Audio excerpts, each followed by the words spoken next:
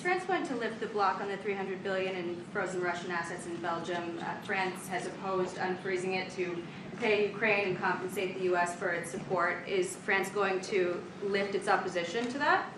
This is, we speak about frozen assets.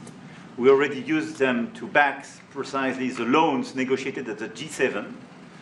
And it's part of the sanctions, so it will depend on the follow-up of the discussions. But clearly, we respect international law. It's just frozen assets now.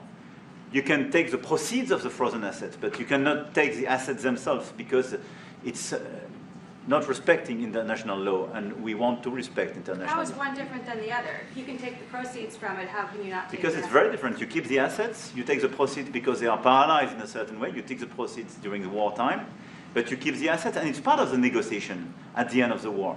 Because, this war costed all of us a lot of money. And this is the responsibility of Russia, because the aggressor is Russia. Should the U.S. be compensated? So at the end of the day, this frozen asset should be part of the negotiation, all in all. Will France support the U.S. being compensated? I support the idea to have Ukraine first being compensated, because they are the ones to have lose a lot of their fellow citizens and being destroyed by these attacks. Second, all of those who paid for could be compensated, but not by Ukraine, by Russia, because they were the one to aggress. Again, just so you understand, Europe is loaning the money to Ukraine. They get their money back.